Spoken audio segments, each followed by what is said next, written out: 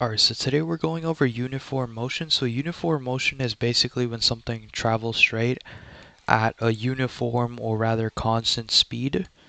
So the equation for this little section here would be velocity is equal to distance over time, or average velocity is equal to delta x over delta t. Delta meaning the difference between the distances or the differences between the time. So let's say someone moved from 2 seconds to 6 seconds, our delta t would be equal to 4. And this is a little drawing depiction I drew. I hope it looks aesthetic. Alright, so let's take a look at number 1. So number 1 is Larry leaves home at 9:05 and runs at a constant speed to the lamppost seen. He reaches the lamppost at 9:07, immediately returns and runs to a tree. Larry arrives at the tree at 9:10. So 9:05, 9:07, 9:10 are 3 timestamps here. So this takes place at 9:05 right here. Lamppost is 9:07. And then the tree is 9:10. So we're given, we know the distances already and the time, so now we could find out average velocity. So A is asking us Larry's average velocity during each of the two intervals. So from 9:05 to 9:07, we can calculate the average velocity by taking delta distance, delta d, which is going to be between this little interval right here, which is he covered 200 meters in this interval, so we're going to have delta x is going to be 200, and then delta t in the bottom is basically the time interval that he did it in. So 9:07 minus 9:05, that's 2 minutes. And we have to put our answer in meters per minute, so we would keep it in 2 minutes, in which his average velocity would be 100 meters per second. And I'm pretty sure he's in a car. I would really be scared if he could run that fast. But that is also pretty fast. If you do remember from the conversion unit, 100 meters per second is, I believe, approximately 200 something miles per hour, which is quite fast. He might be in like a Bugatti or something. But let's find the average velocity between 9:07 to 9:10. So let's write out the average velocity equation again. So you have 9:07 to 9:10. Our delta x is going to be the distance that he covered during that interval, which is going to be, we could write out, it's going to be 1200 minus 200, which is going to be 1000. And on the bottom, we're going to have 9:10 minus 9:07, which is a 3-minute interval, in which we're going to have 1000 divided by 3.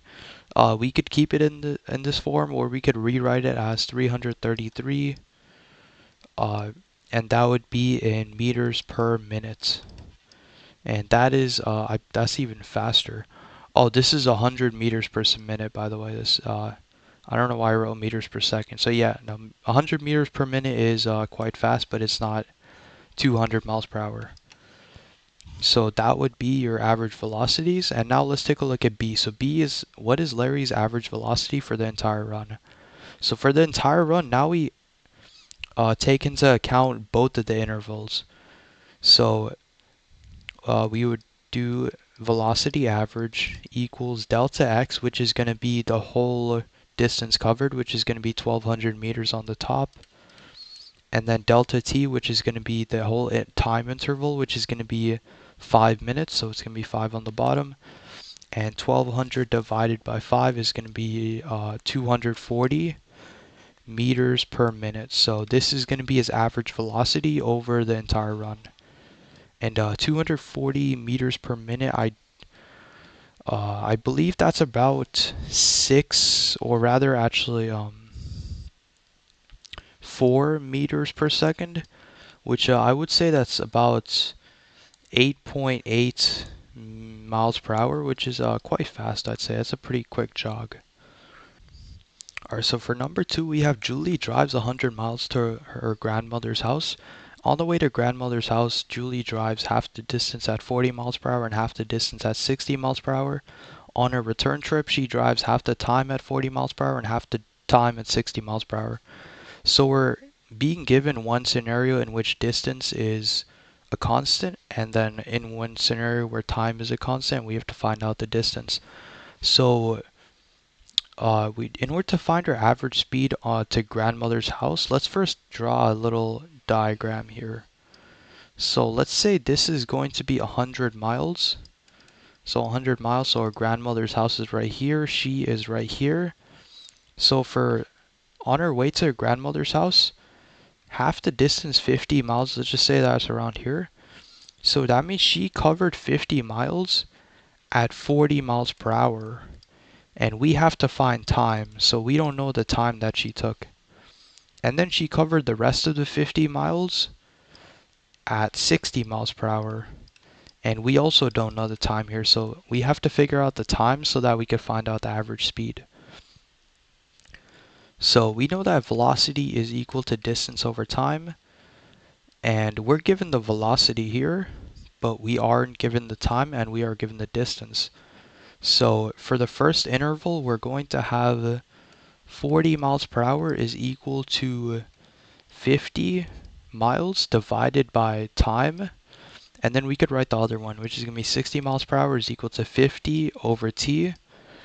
And in this scenario, you would multiply t by both sides and divide 50 by 40. Or you could just switch t and 40, in which t would be equal to 1.2.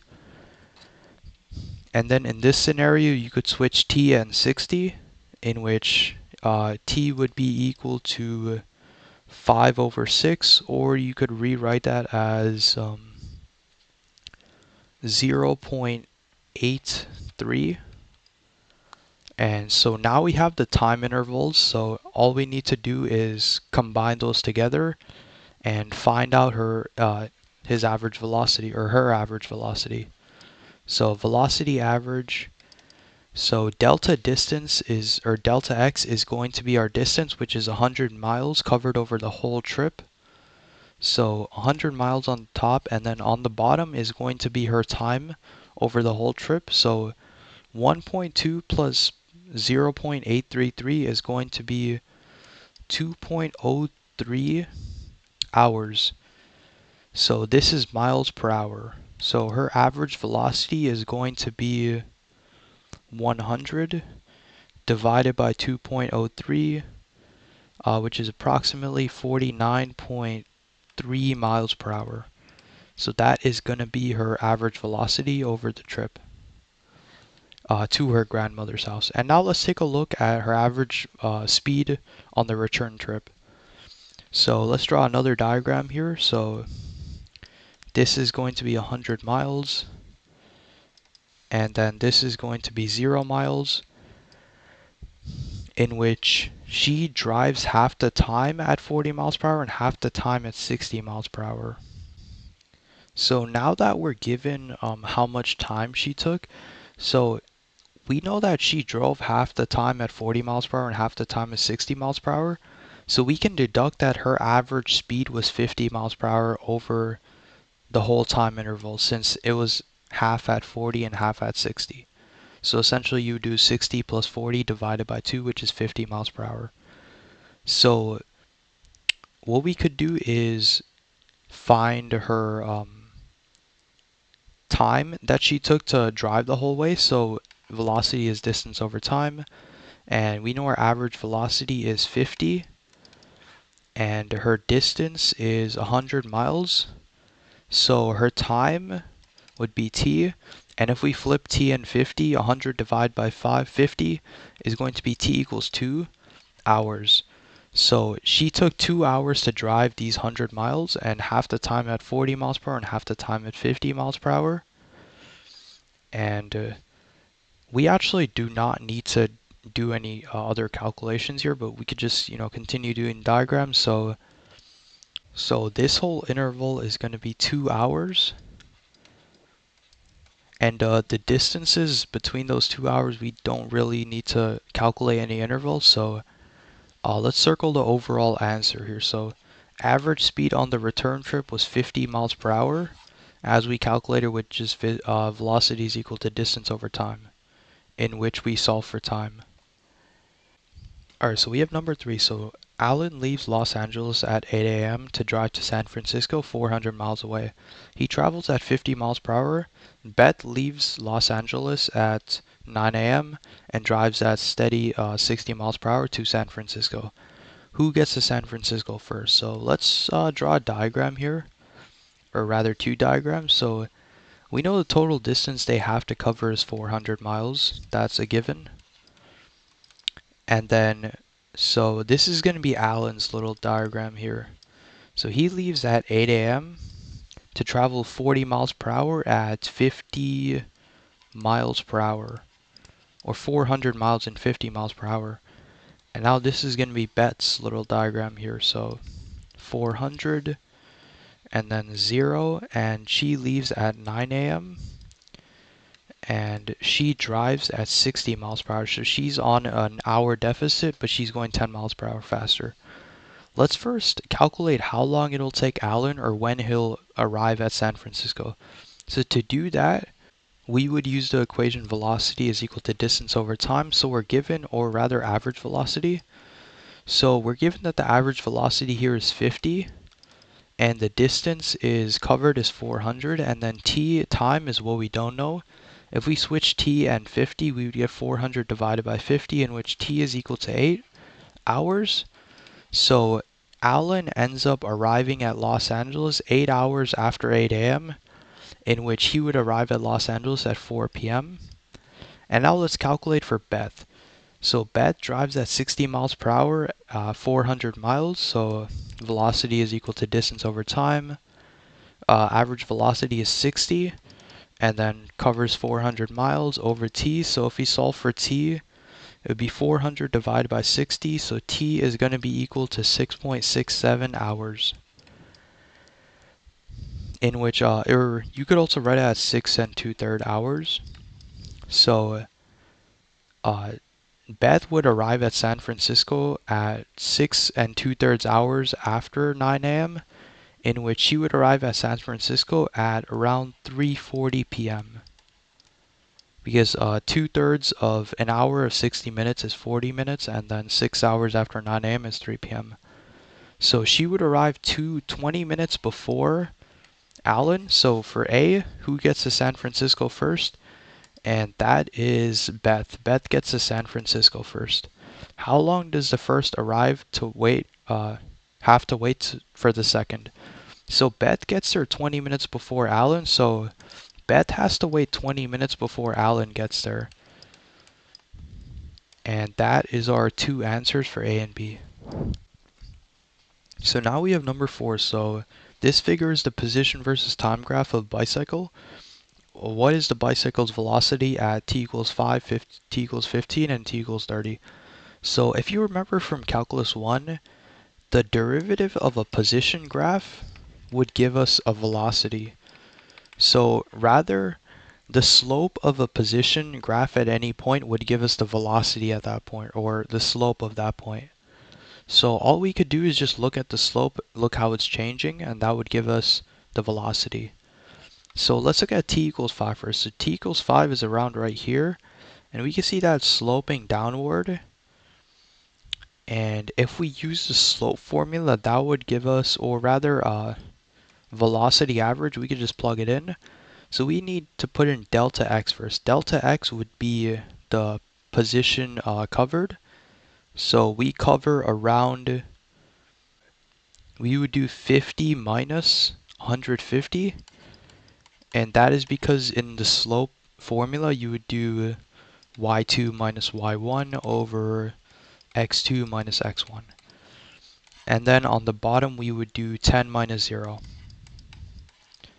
in which we would have negative 100 over 10, in which average velocity at, or rather velocity at t equals 5 is going to be negative 10 meters per second.